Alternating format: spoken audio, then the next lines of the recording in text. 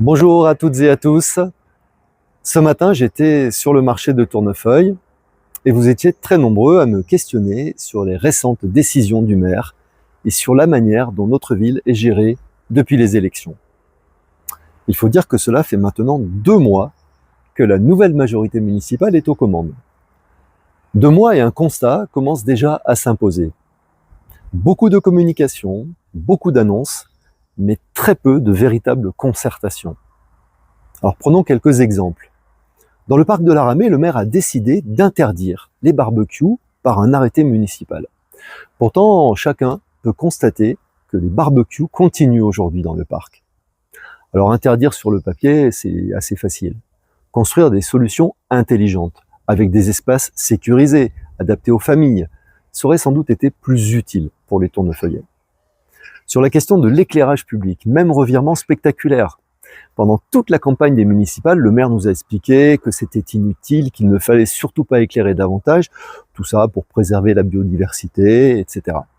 Aujourd'hui, le maire décide finalement d'éclairer nos rues jusqu'à minuit. C'est une bonne chose. Comme quoi certaines certitudes semblent parfois évoluer très rapidement. Concernant la tranquillité publique, la municipalité nous annonce désormais la présence d'une brigade environnementale. Mais les habitants attendent avant tout une présence visible de l'ensemble de nos policiers municipaux sur le terrain, davantage de réactivité et plus de tranquillité publique. Et puis, il y a la question de la piscine municipale.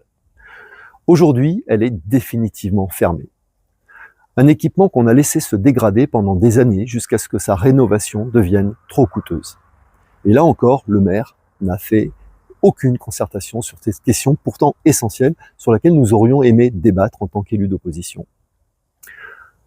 Pendant ce temps, la communication municipale, elle, tourne à plein régime.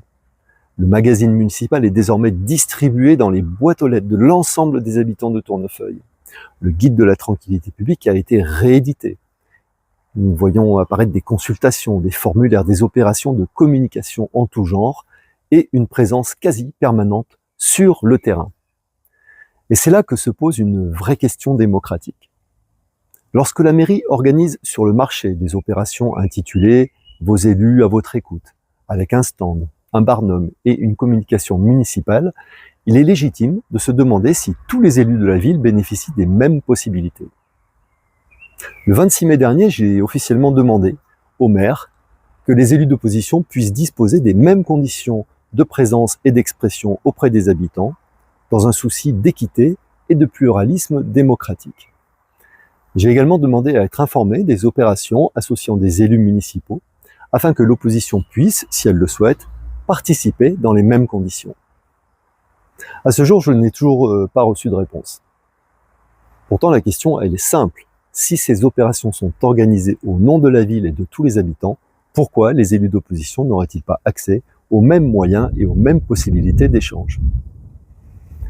Car de plus en plus de tournefeuillets ont le sentiment que le maire est déjà entré en campagne permanente, en utilisant les moyens de communication de la collectivité pour mettre en avant son action et occuper le terrain. Chacun se fera son opinion, mais il est essentiel que la frontière entre communication municipale et communication politique demeure claire. Pendant ce temps, les sujets de fond restent entiers, concernant les finances de la commune qui continuent de se dégrader, une épargne en forte baisse, une dette qui augmente, et un recours accru à l'emprunt, comme j'ai pu l'expliquer récemment en conseil municipal. Et puis, il y a un autre sujet majeur qui plane aujourd'hui sur la vie municipale. C'est le recours électoral. Alors, vous le savez, dans les prochaines semaines, le tribunal administratif rendra sa décision. Nous saurons alors si l'élection municipale est confirmée ou si les électeurs de Tournefeuille seront appelés à revoter. Quoi qu'il arrive avec les élus de mon groupe, Un Autre Avenir, nous continuerons à défendre une autre méthode, plus de transparence, plus de débat, plus d'écoute et une véritable association des habitants aux grandes décisions qui concernent notre ville. Parce que la démocratie locale ne se résume pas à communiquer, elle consiste aussi et surtout à écouter, à débattre et à respecter toutes les sensibilités représentées au conseil municipal. Je vous remercie pour votre attention et je vous dis à très bientôt.